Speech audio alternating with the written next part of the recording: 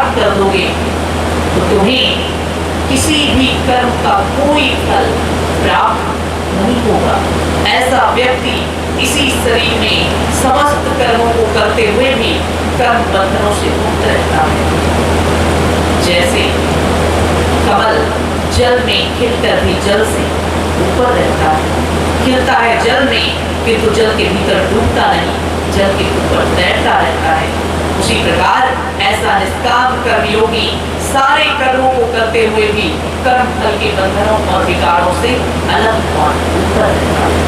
अर्जुन, इसी को निष्काम कर्मयोग है।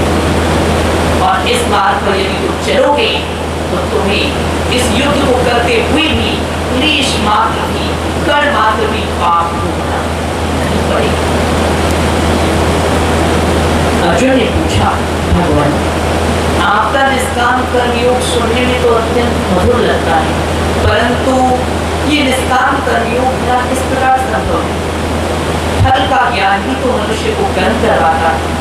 यदि दृष्टि फल से ही हट जाए तो कोई कर्म ही क्यों करेगा?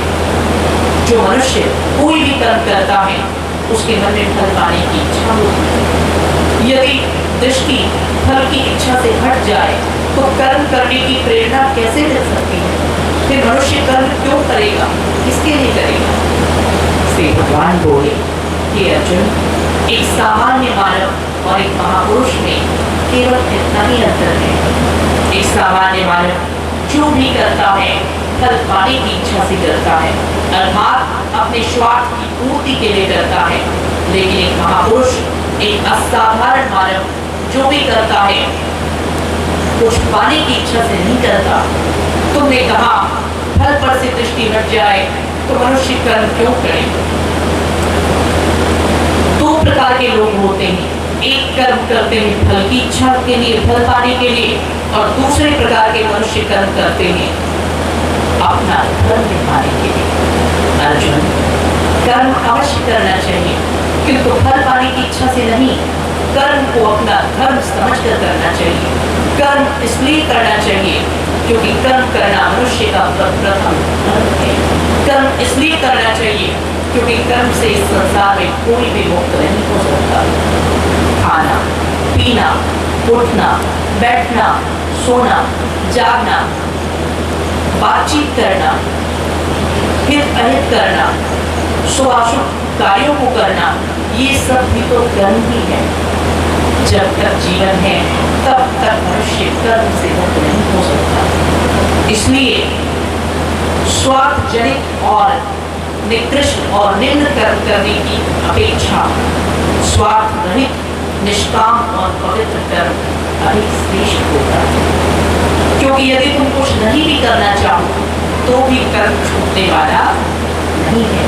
कुछ तो करोगे, या भूखे को भोजन कराओगे या भूखे को भोजन नहीं कराओगे, या सोओगे या जाओगे, या खाओगे या नहीं खाओगे। परंतु तुम अगर ये सोचो कि मैं कुछ करूंगा ही नहीं तो भी ये संभव नहीं है, क्योंकि कर्म से कोई भी मुक्त नहीं हो सकता।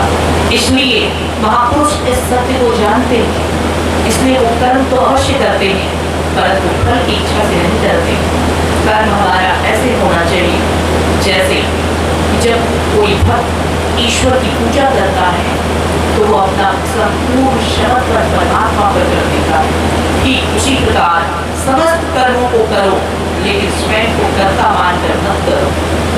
अपने समस्त कर्मों को ईश्वर पर समर्पित करके, अपने समस्त कर्मों को परमात्मा पर समर्पित करके केवल इसलिए कर्म करो क्योंकि कर्म करना तुम्हारा धर्म है।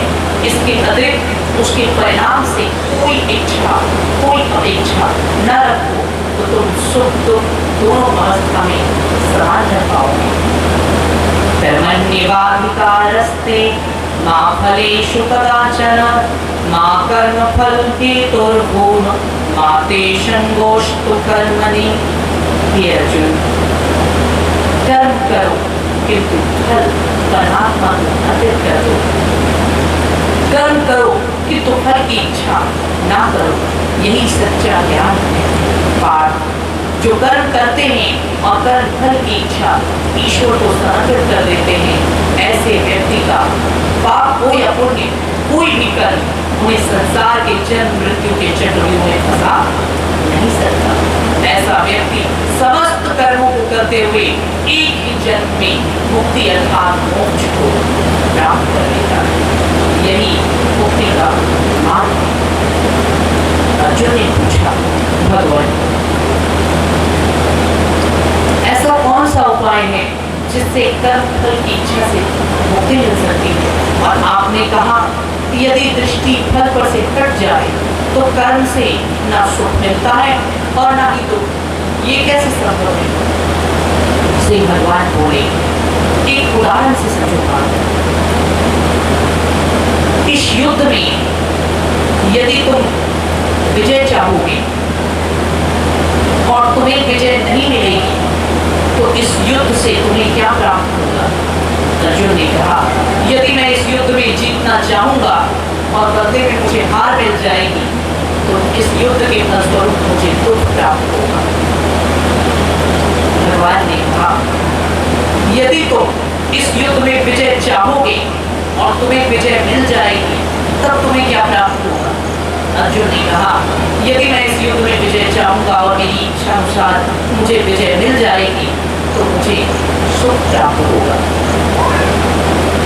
श्री भगवान बोले, तनिक विचार कर, तुम ये युद्ध करोगे लेकिन इस युद्ध से विजय प्राप्ति की इच्छा नहीं रखोगे तो तुम्हें क्या मिलेगा? यदि तुम इस युद्ध को करते हुए जीतने की इच्छा को या हारने के डर को अपने मन से निकाल दोगे तो तुम्हें क्या प्राप्त होगा? इस युद्ध के बाद जीतने पर तुम्हें क्या मिलेगा?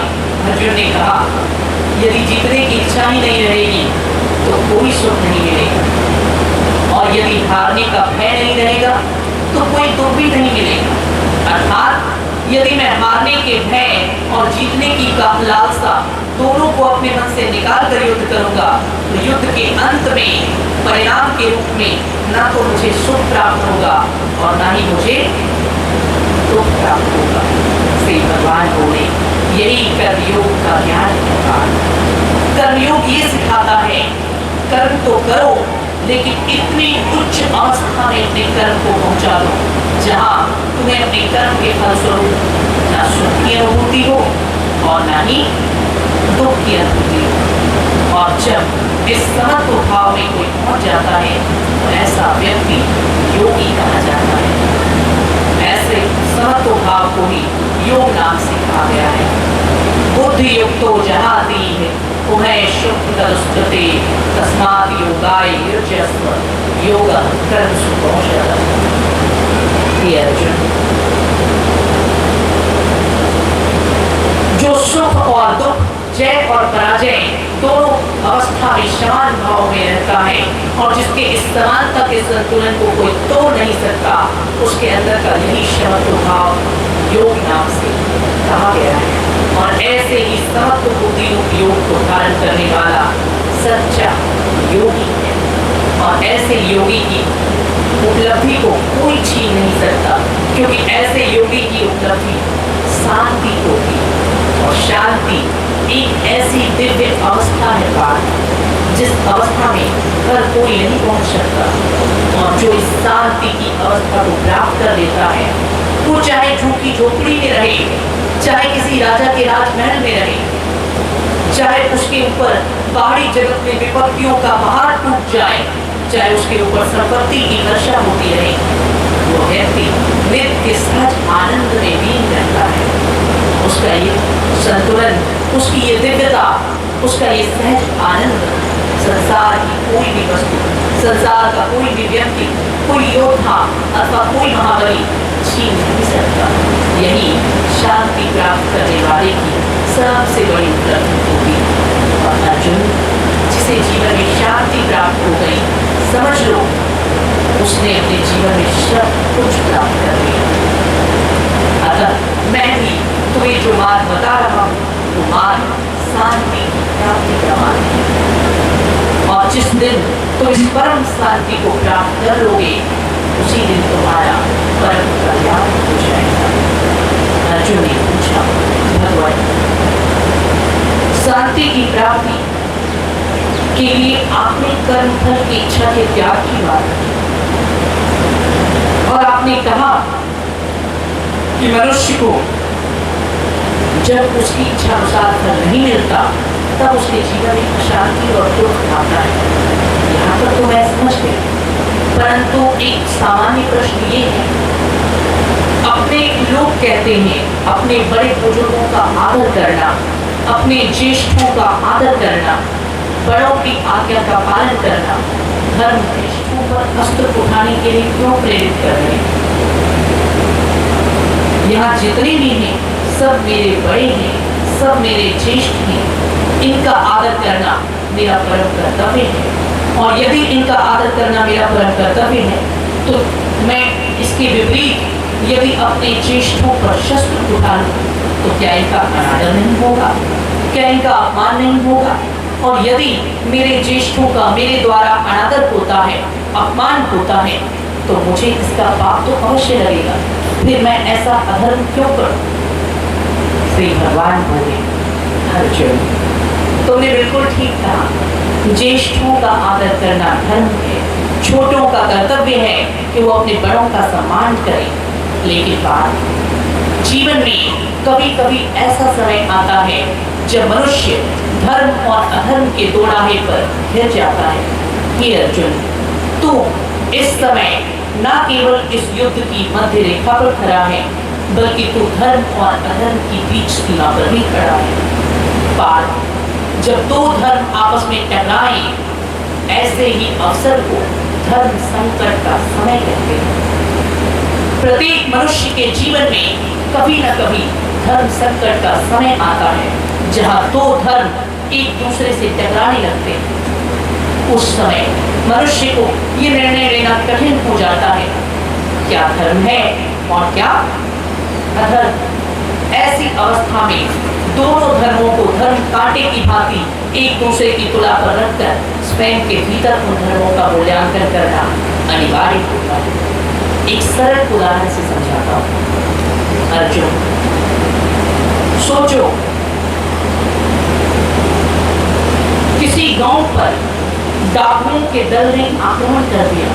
डाकू गांव के निर्दोष लोगों को मार रहे हैं, दुखी कर रहे हैं और गांव की स्त्रियों को अपने साथ ले जाकर उनके साथ दुर्व्यवहार करने की चेष्टा कर रहे हैं।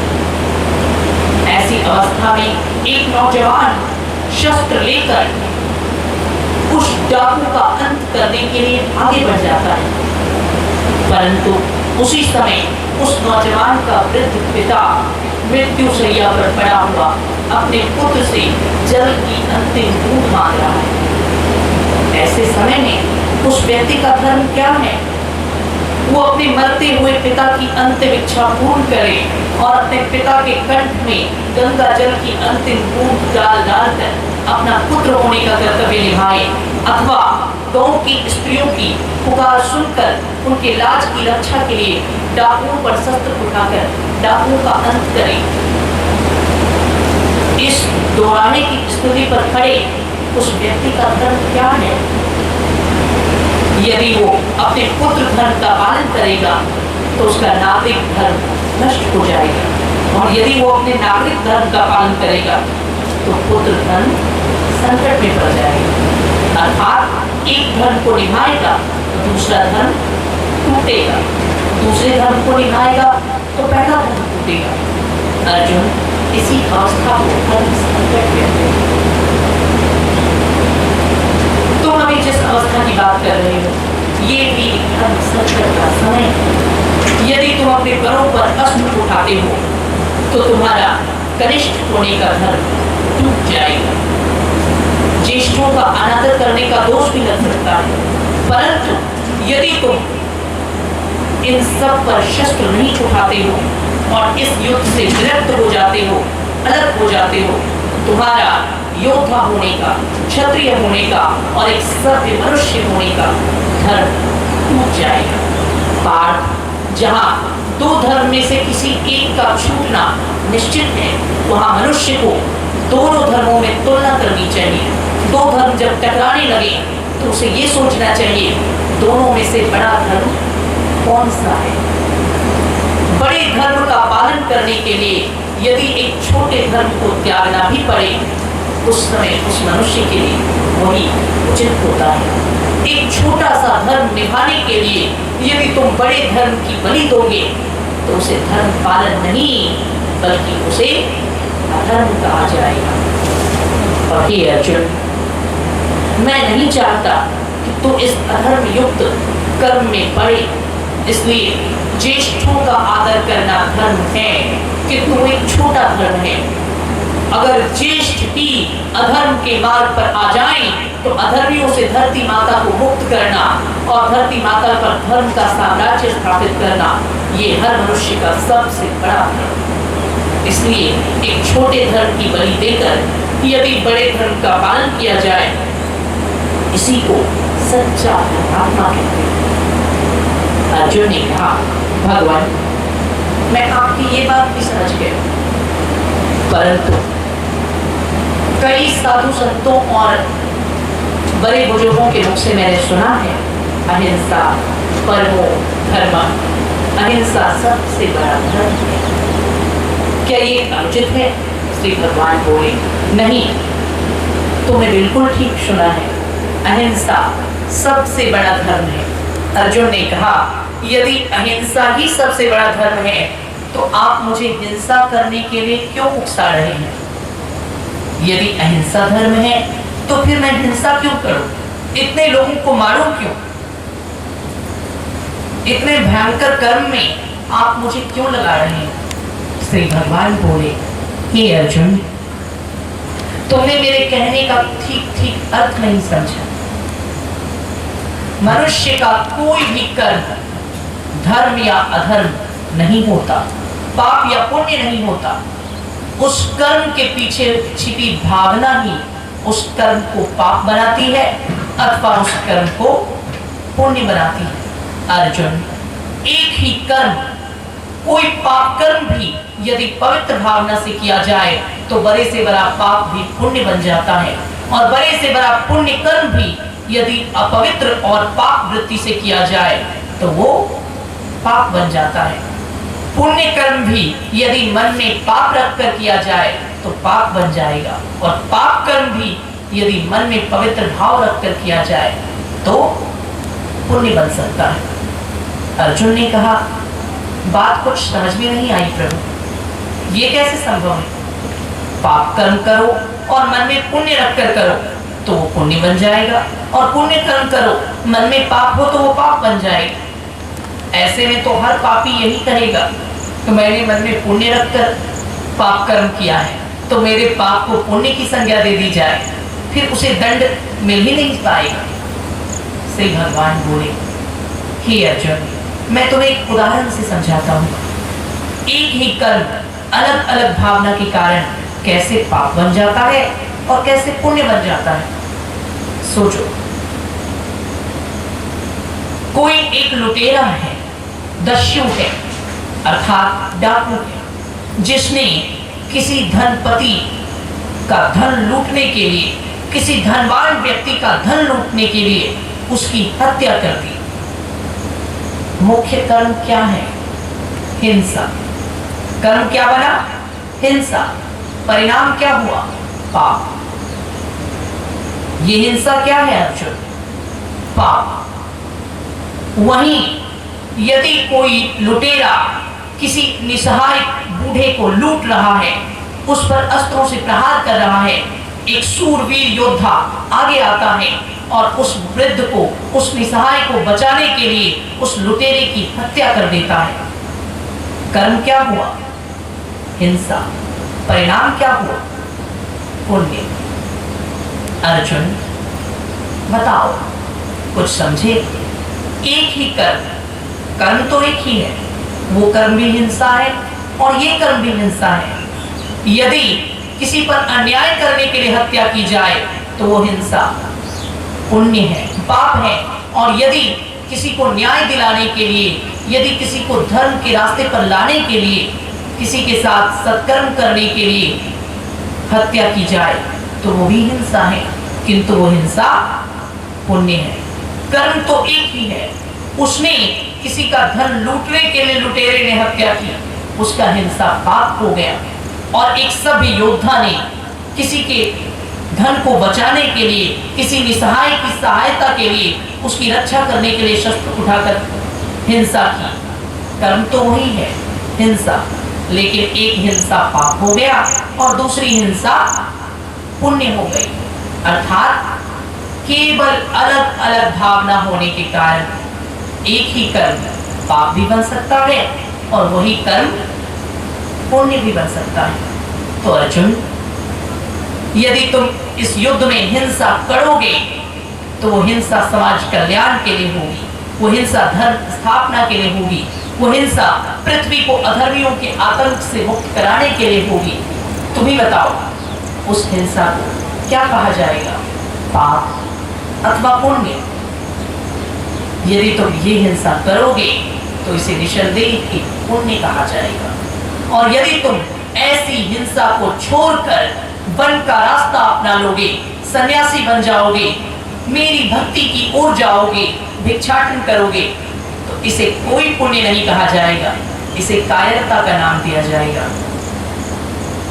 अर्जुन, स्वार्थ जनित सन्यास भी मनुष्य को शांति नहीं दे सकता।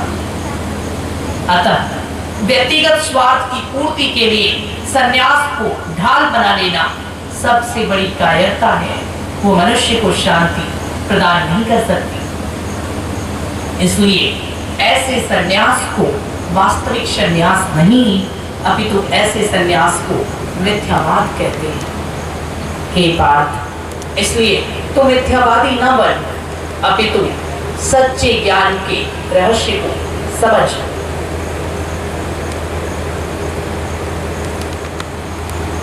भगवान श्री कृष्ण कहते हैं कि अर्जुन, ये समझ लो कि जो व्यक्ति केवल अपने कर्म से भागने के लिए, केवल अपने कर्म से बचने के लिए, केवल अपने धर्म से पीछा छुड़ाने के लिए सन्यास का आश्रय लेता है, वो व्यक्ति सन्यासी नहीं अपितु मिथ्याचारी कहा जाता है। पार्थ, सच्चा योगी वो है जो मन से सन्यासी है। उसका तन चाहे वन में रहे, चाहे किसी राजमहल में रहे, लेकिन फिर भी वो परम पवित्र रहता है। अर्जुन ने पूछा, भगवान ये कैसे संभव है? आपने कहा यदि किसी का मन पवित्र है तो वो चाहे वन में रहे, चाहे राजमहल में, उसकी बाहरी स्थिति का उस पर कोई प्रभाव नहीं पड़ता। परंतु लोग कहते हैं बाहर की संगति का बड़ा गहरा प्रभाव पड़ता है। श्री भगवान बोले, हाँ अर्जुन, तुमने बिल्कुल ठीक सुना। मैं एक उदाहरण देकर बताता हूँ।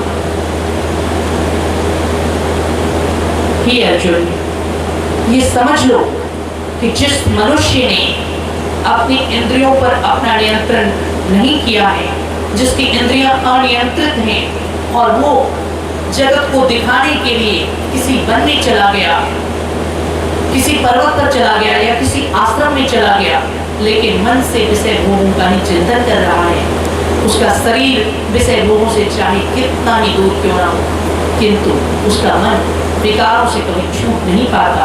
और ऐसे व्यक्ति की गिनती योगी में नहीं अपितु मिथ्याचारी में की जाती है। अर्जुन ने पूछा, भगवान आप जो ये ज्ञान दे रहे हैं सुनने में बड़ा मनोहर और बड़ा ही दिव्य लगता है, परंतु मेरा मन आपके द्वारा दिए गए इस दिव्य ज्ञान को ग्रहण नहीं कर पा रहा, स्वीकार नहीं कर पा रहा।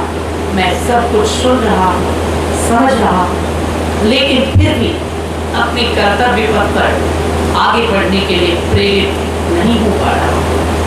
मेरा मन आपके इस ज्ञान को सुनकर भी स्वीकार क्यों नहीं कर पा रहा?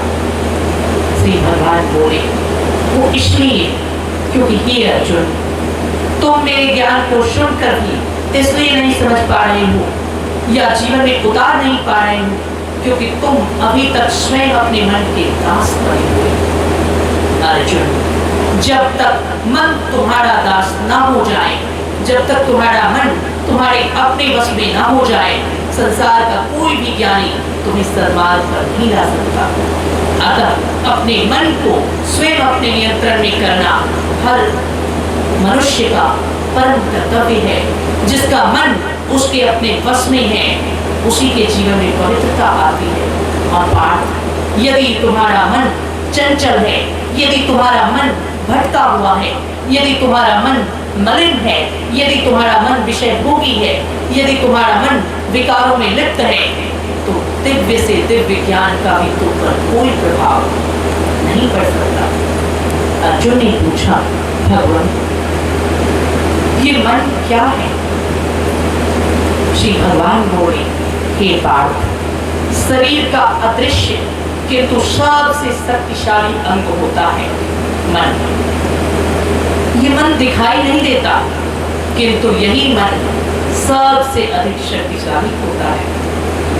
यही मन मनुष्य को तरह तरह के नाच नचाता है। यही मन कभी ये भ्रम उत्पन्न कर देता है कि मनुष्य संसार का सबसे महान व्यक्ति है, वो सबसे शक्तिशाली है, उससे बड़ा इस संसार में कोई नहीं। यही मन सुख में मनुष्य को अहंकारी बना देता है और दुख में मनुष्य को रुलाने के लिए विवश भी यही मन ही करता है। ये सब समस्या, ये सारे दुख जो मनुष्य के जीवन में आते हैं, ये सारे दुख मन के होते हैं। अर्जुन ने पूछा, भगवान ये कैसे संभव है? दुख तो शरीर में होता है, फिर दुख का मन से क्या लेना देना है? मनुष्य तो शरीर की अवस्था के कारण सुखी अथवा शरीर की अवस्था के कारण दुखी होता है। फिर शरीर के सुख अथवा दुख में मन कहां से आ गया? श्री भगवान बोले, हे अर्जुन, शरीर को सुख अथवा दुख तब होता है जब शरीर के साथ कोई दुर्घटना होती है या शरीर के साथ कोई अच्छी घटना होती है। जैसे एक उदाहरण से समझो, भूखे व्यक्ति को भोजन चाहिए, उसका शरीर भोजन की मांग कर रहा है, भूखे को स्वादिष्ट व्यंजन मिल गया, भोजन करने से जो सुख प्राप्त हुआ वो सुख शरीर को मिला। अथवा किसी भले व्यक्ति का किसी दुर्घटना में हाथ पैर कट गया या उसके शरीर में कोई असाध्य रोग हो गया, उससे जो दुख मिला वो दुख भी शरीर को मिला। शरीर का जब कोई अंग कट जाए तो दुख शरीर को होता है। शरीर की इच्छा के अनुकूल यदि कुछ प्राप्त हो जाए तो सुख भी शरीर को होता है। परंतु कुछ सुख और कुछ दुख ऐसे होते हैं जो शरीर को नहीं होते।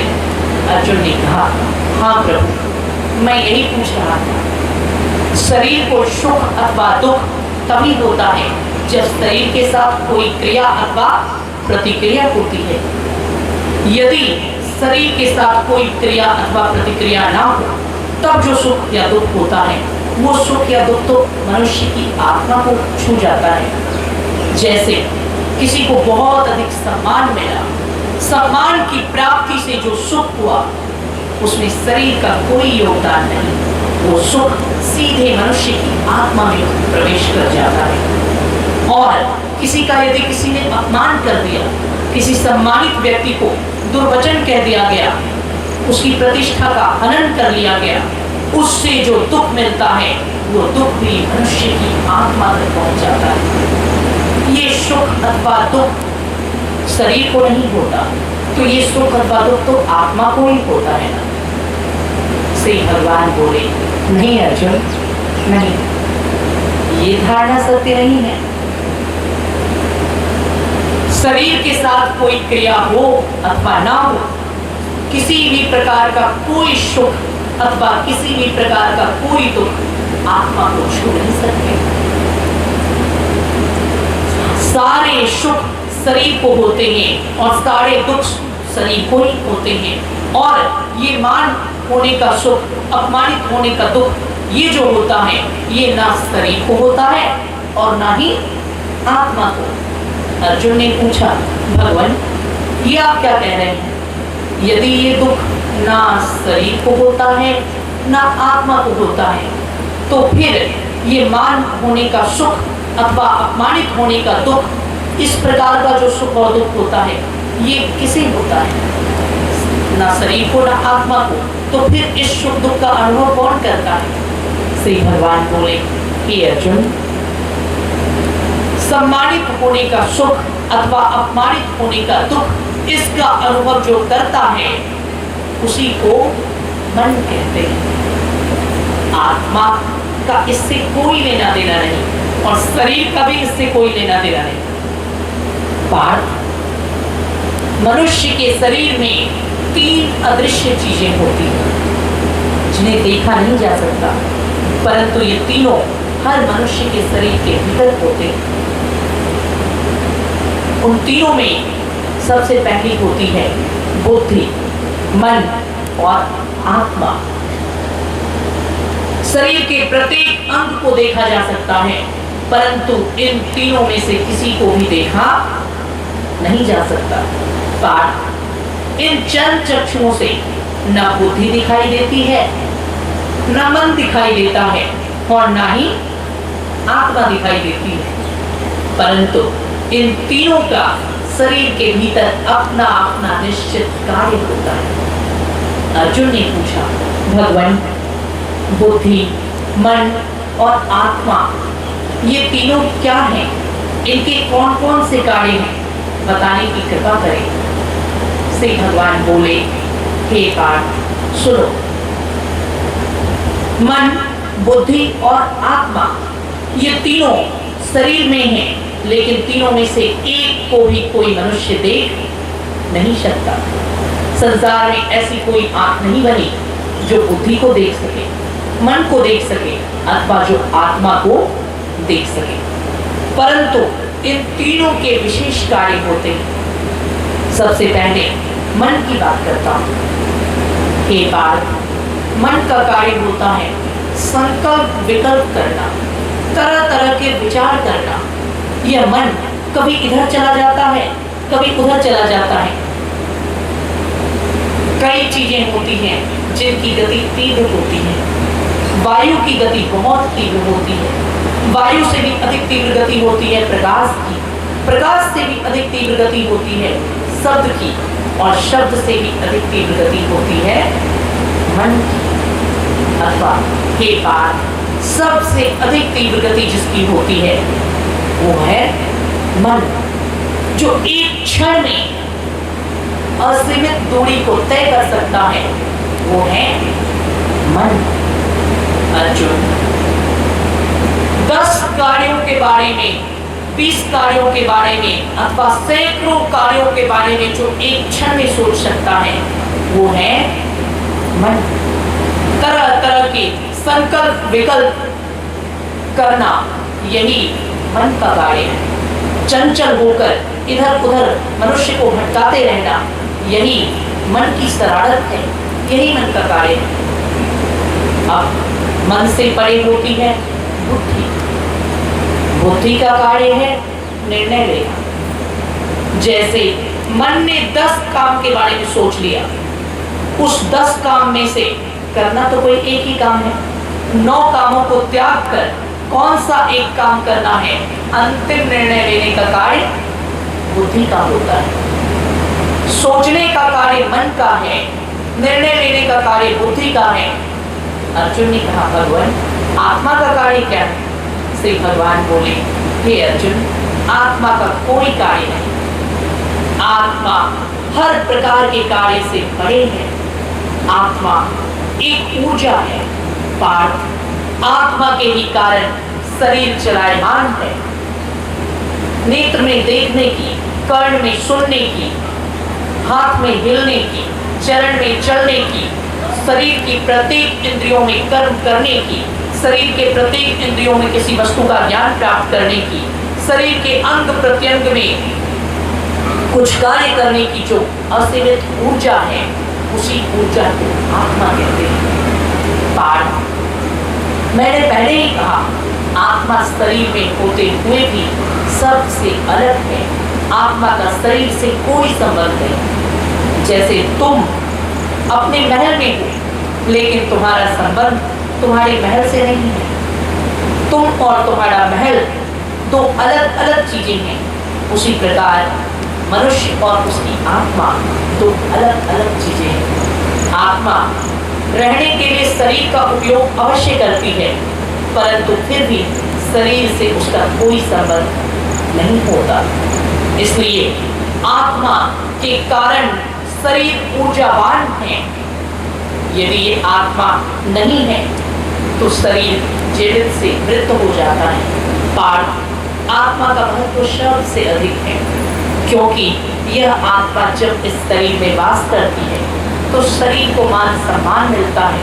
शरीर को लोग गले से लगाते हैं, शरीर को लोग अपना मानकर लाड प्यार करते हैं, शरीर को तरह तरह के व्यंजन और पकवान खिलाए जाते हैं। परंतु यही आत्मा जब शरीर को त्याग कर चली जाती है तो कुछ ही काल में उसी शरीर से दुर्गंध आने लगती है। वही शरीर घृणा और तिरस्कार का पात्र बन जाता है। जब तक आत्मा शरीर में है, शरीर को सारी दुनिया स्वीकार करती है, और जैसे ही आत्मा शरीर से निकल जाती है उसी शरीर का सारी दुनिया तिरस्कार करने लगती है।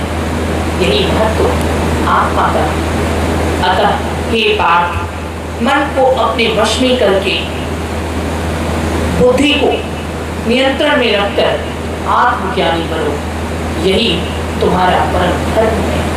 अर्जुन, जो मनुष्य मन को अपने बस में नहीं कर सकता, ऐसे मनुष्य को तरह तरह के पुण्य कर्म कर लेने के पश्चात भी न इहलोक में शांति मिलती है और न ही परलोक में शांति मिलती है। इसलिए मन को अपने नियंत्रण में करना अनिवार्य है। अर्जुन ने पूछा, भगवान, चंचलम ही मनः कृष्ण प्रमाथि बल्लव दृढ़ं तस्याम निग्रहं मन्ये वायोरीव सुदुष्करम।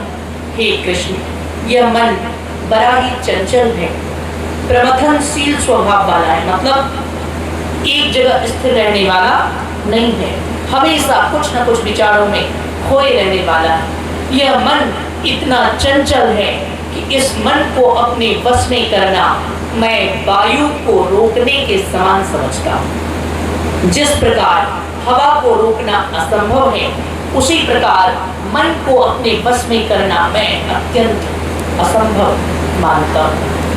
श्री भगवान बोले, असंशयं महाबाहो मनो दुर्निग्रहं चलम् अभ्यासेन तु कौन्तेय वैराग्येन च गृह्यते। हे पार्थ, तुमने बिल्कुल ठीक कहा। निसंदेह ये मन बड़ा ही चंचल और बड़ा ही बलवान है। अर्जुन ने कहा, इसीलिए तो मैंने कहा कि इस मन को अपने वश में करना वायु को रोकने के समान है, असंभव है। श्री भगवान बोले, हाँ अर्जुन, मैं तुम्हारी बात का समर्थन करता हूँ। ये मन अत्यंत चंचल और बलवान है। इस मन को अपने वश में करना अत्यंत कठिन और दुष्कर कार्य है, परंतु असंभव नहीं है अर्जुन। मनुष्य के लिए संसार में कोई भी कार्य असंभव नहीं होता। इसलिए इस मन को अपने वश में करना दुष्कर है, कठिन है, दुर्लभ है, लेकिन असंभव नहीं है। अर्जुन ने पूछा, अर्थात प्रभु, आपके कहने का अर्थ ये है कि मन को अपने वश में करने का कोई तरीका, कोई उपाय है? श्री भगवान बोले, अवश्य ये दो रास्ते। पार्थ, मैं तुम्हें इन दोनों उपायों को बताता हूँ। जिस उपाय से मनुष्य पापी से पापी मन को भी अपने वश में कर सकता है, जिस उपाय के द्वारा मनुष्य चंचल से चंचल मन को निश्चल बना सकता है, और जिस उपाय के द्वारा अपवित्र से अपवित्र मन को भी परम पवित्र किया जा सकता है, वो दो प्रकार के उपाय हैं। अभ्यासेन तो कौन्तेय वैराग्येन च गृह्यते। हे अर्जुन, मन रूपी इस शत्रु पर दो प्रकार की तलवारों से प्रहार करना पड़ता है, और ये दो तलवार होते हैं अभ्यास और वैराग्य। हे अर्जुन, मन रूपी शत्रु को हराने के लिए सबसे पहली तलवार है अभ्यास। जैसे युद्ध में योद्धा अस्त्र शस्त्र का कुशलता से प्रयोग करके अपने शत्रु को पराजित करते हैं, उसी प्रकार मन रूपी इस शत्रु को हराने के लिए साधक को अभ्यास रूपी तलवार का प्रयोग करना चाहिए। और दूसरी तलवार है वैराग्य की। अर्जुन बोले, भगवान, ये अभ्यास और वैराग्य किसे कहते हैं? विस्तार से बताने की कृपा करें। श्री भगवान बोले, हे अर्जुन, सुनो, मैं तुम्हें बताता हूँ अभ्यास किसे कहते हैं और वैराग्य किसे कहते हैं। सबसे पहले बात करते हैं अभ्यास की। अभ्यास का अर्थ है अनावरत चेष्टा करते रहना, बिना रुके बिना थके एक कार्य को सिद्ध करने का प्रयत्न करते रहना, इसी कार्य को अभ्यास कहते हैं। हे अर्जुन, दृढ़ अभ्यास के द्वारा कठिन से कठिन कार्य भी साधा जा सकता है। कठिन से कठिन कार्य भी दृढ़ अभ्यास के द्वारा सहज और सरल बन जाता है। एक उदाहरण से समझो, मन की स्थिति कैसी होती है। जैसे एक मुंहजोर और चंचल घोड़ा होता है, वही स्थिति मन की है।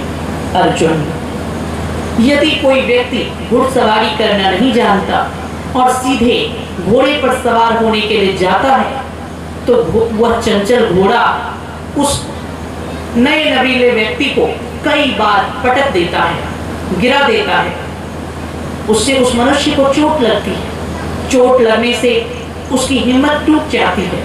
उसमें से जो कायर होते हैं वो गिरने से लगी हुई चोट के कारण हारकर वापस चले जाते हैं और घोड़े पर नियंत्रण नहीं कर पाते। ऐसे व्यक्ति के सामने घोड़ा अपनी मनमानी करता ही रहता है।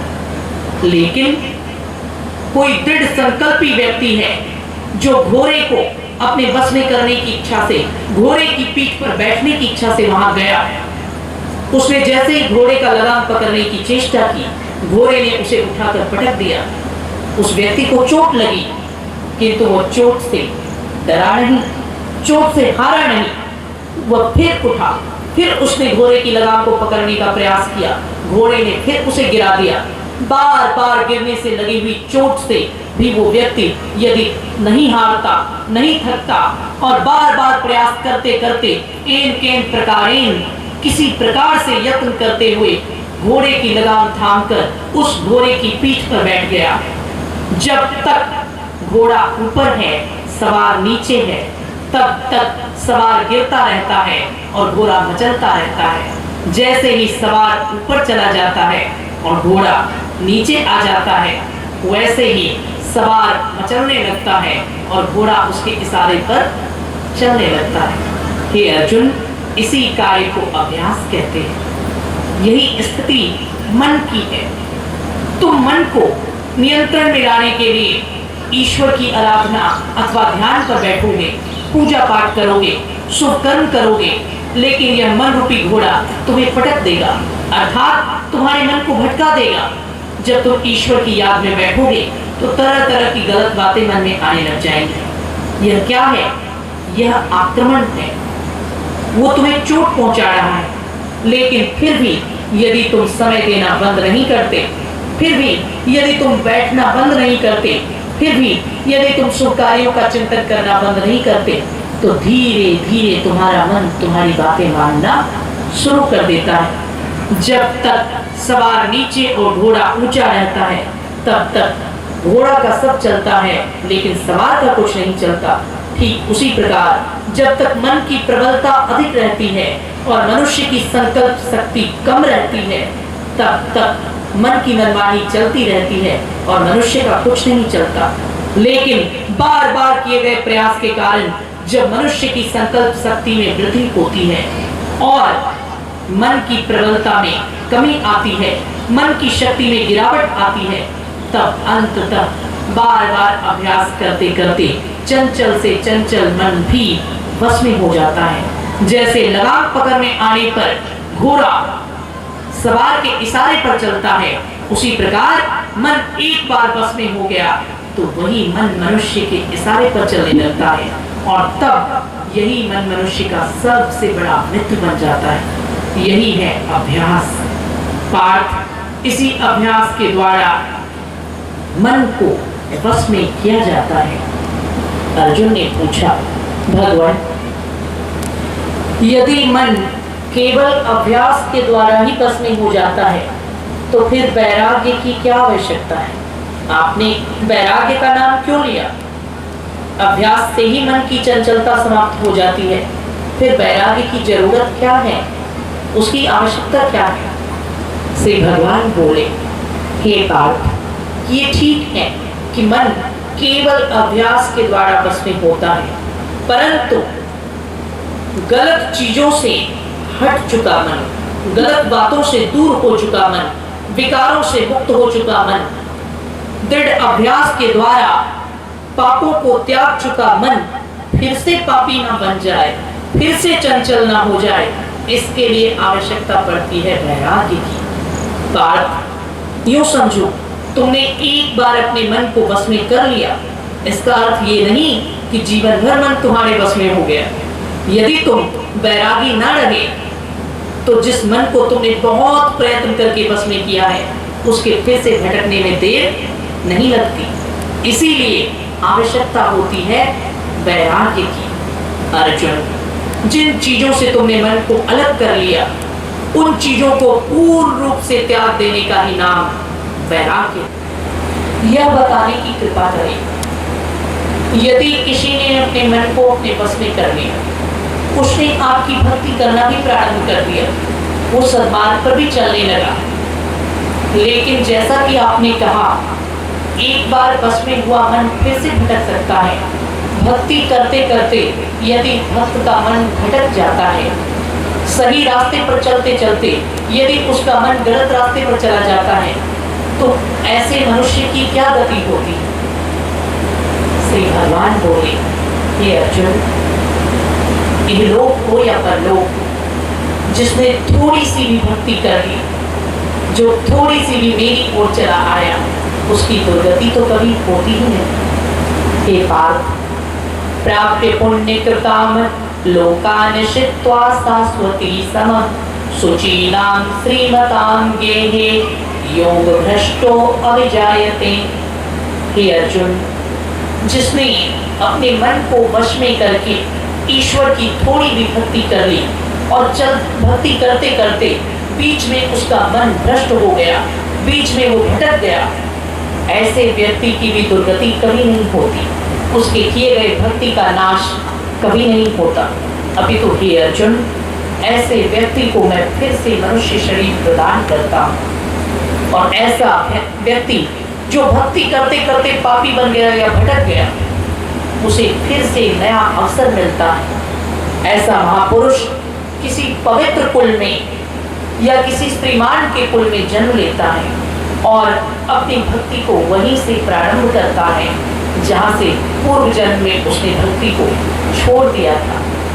इस प्रकार जब तक उसकी भक्ति पूरी नहीं होती, तब तक ऐसा व्यक्ति मनुष्य शरीर में आकर अपनी अधूरी भक्ति को बार बार पूर्ण करने का यत्न करता रहता है। हे अर्जुन, सुनो, मैं तुम्हें मन, बुद्धि, आत्मा और इंद्रियों का एक सबसे स्पष्ट उदाहरण देकर समझाता हूँ, जिससे इस पूर्ण ज्ञान को समझना आसान हो जाएगा, सरल हो जाएगा। अर्जुन, यूं मानो,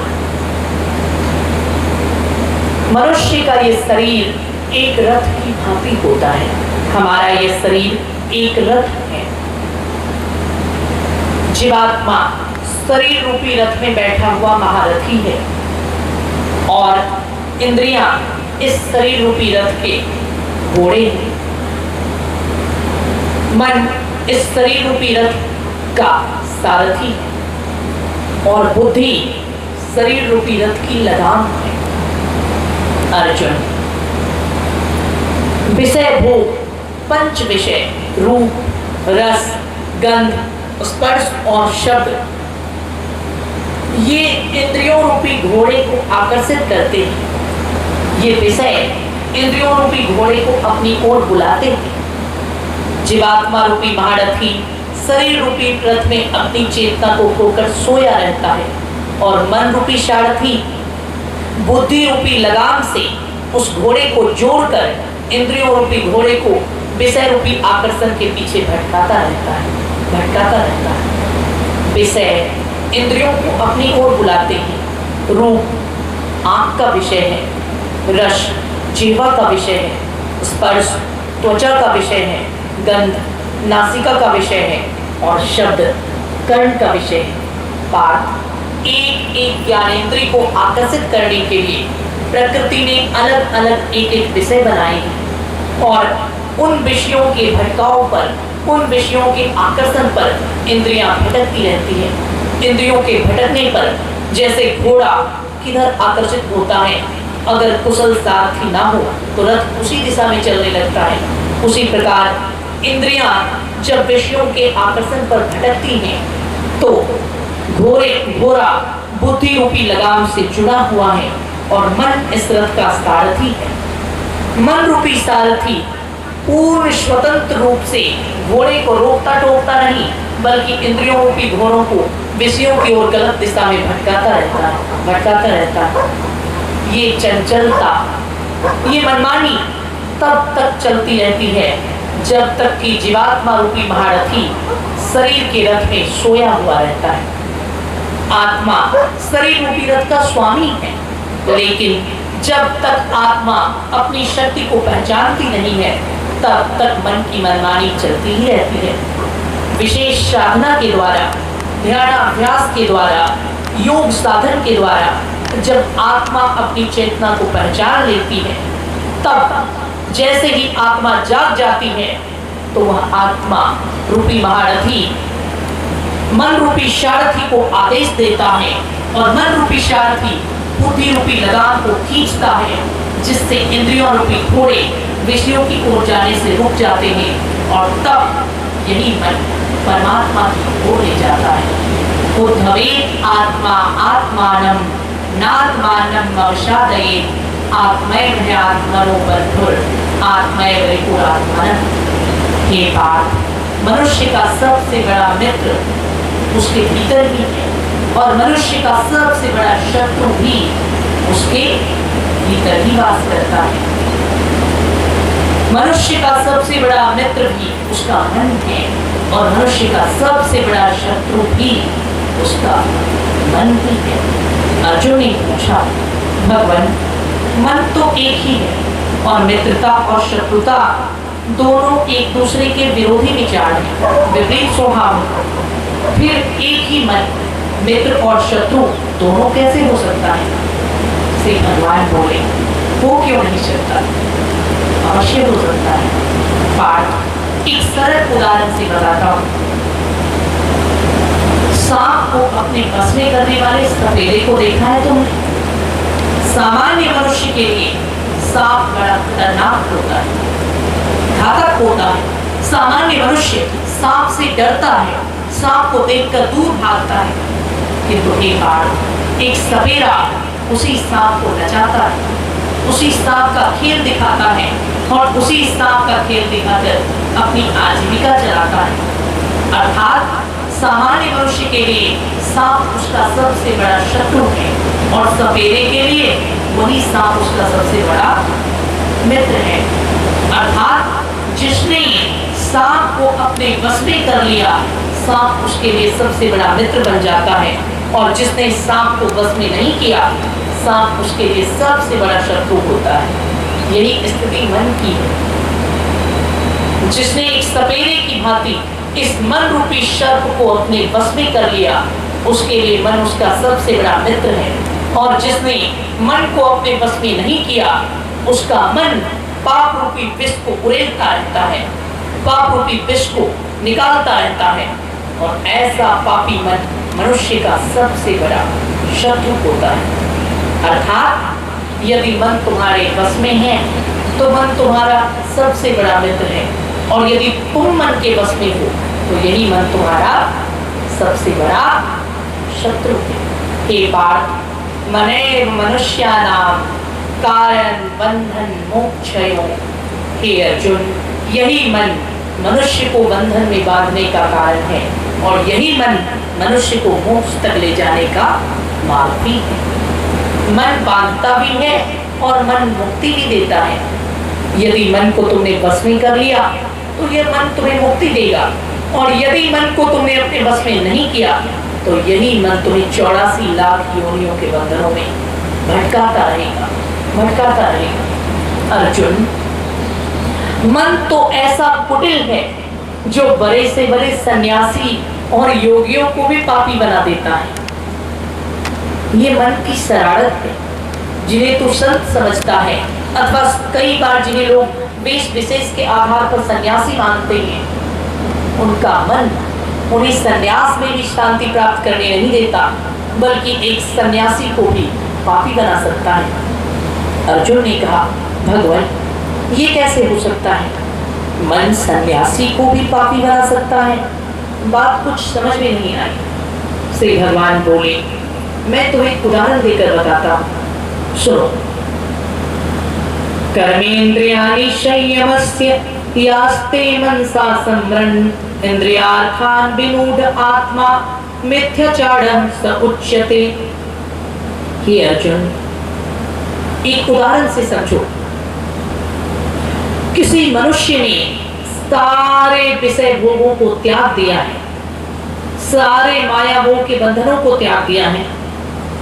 वह प्रभु का भक्त बनकर या सन्यासी बनकर घर द्वार परिवार धन दौलत स्त्री पुत्र सब को त्याग कर जंगल में जाकर आश्रम बनाकर रह रहा है। सामान्य लोग उसे देखेंगे तो क्या समझेंगे? ये सन्यासी है, ये संत है, ये विकार से मुक्त है। परंतु पार्थ, ये त्याग तो केवल उसके शरीर का त्याग है। उसने विषय भोगों को तो त्याग दिया, लेकिन विषय भोगों के प्रति यदि उसके मन ने अपनी आसक्ति का त्याग नहीं किया है तो फिर ऐसे त्याग का कोई महत्व नहीं होता। एक उदाहरण से समझो। यदि इंद्रियां विषय भोगों से अलग हो गई तो इसका अर्थ ये नहीं है मनुष्य पापों से मुक्त हो गया। इंद्रियां विषय भोगों से अलग हैं, फिर भी मनुष्य पापी अथवा पुण्यात्मा हो सकता है। अर्जुन ने कहा, बात कुछ समझ में नहीं आई प्रभु। इंद्रियों के द्वारा ही पाप या पुण्य कर्म होते हैं। यदि मनुष्य इंद्रियों को संसार से अलग कर ले तो उसके जीवन में पाप अथवा पुण्य कैसे हो सकता है? श्री भगवान बोले, हो क्यों नहीं सकता? एक उदाहरण देकर बताता हूं, सुनो। हे अर्जुन, ये समझो, कोई व्यक्ति नेत्रों से अंधा हो चुका है। किसी दुर्घटना में किसी की आंखों की रोशनी चली गई। वो व्यक्ति किसी को देख नहीं सकता, किसी के रूप को अपने आंखों के सामने साक्षात्कार नहीं कर सकता। वो व्यक्ति देख नहीं सकता, इसका अर्थ ये नहीं है उस व्यक्ति का मन सोच नहीं सकता। अर्जुन, भले ही वो अंधा किसी रूप को देख नहीं सकता, लेकिन तब भी उसका मन तरह तरह के रूपों की कल्पना कर सकता है, रूपों के बारे में सोच सकता है। एक अंधा व्यक्ति जिसके पास आंखें नहीं हैं, वो चाहे तो परमात्मा के स्वरूप की कल्पना कर सकता है, भगवान के सगुण रूप की कल्पना कर सकता है, और अंधा होते हुए भी मन से ईश्वर के स्वरूप की कल्पना करके ईश्वर का ध्यान भी कर सकता है। इससे उसे दिव्य पुण्य की प्राप्ति हो सकती है। और वही अंधा व्यक्ति यदि चाहे तो अपने प्रेमिका के रूप की भी कल्पना कर सकता है, नारी के रूप की भी कल्पना कर सकता है, असभ्य दृश्यों की, अश्लील दृश्यों की कल्पना भी वो अंधा कर सकता है। अर्थात आंख ना होते हुए भी वो देखने का कार्य कर रहा है, अर्थात वो ईश्वर के रूप के बारे में सोच रहा है, कल्पना कर रहा है, तब भी वो मन की आंखों से वो ईश्वर को देख रहा है। और आंख ना होते हुए यदि वो स्त्री के स्वरूप की, स्त्री के शरीर की या अश्लील और असभ्य दृश्य की कल्पना कर रहा है, तब भी वो पाप वृत्तियों में अपने मन को लगा रहा है। अर्थात इंद्रियां तो विषय से अलग हैं, लेकिन उसका मन रूप की कल्पना से बाहर नहीं निकल पाया है। इसी को मिथ्याचार कहते हैं। अर्थात हे अर्जुन, मनुष्य को त्यागी तन से नहीं, त्यागी मन से होना चाहिए। यदि कोई मन से त्यागी है, उसकी आंखों ने गलत दृश्यों को देख भी लिया, लेकिन उसका मन उन गलत दृश्यों के बारे में विचार नहीं करता है, तो गलत दृश्यों को देखकर भी उसे पाप नहीं लगता। पाठ, यही मन की पवित्रता का महत्व है। एक सरल उदाहरण से समझो।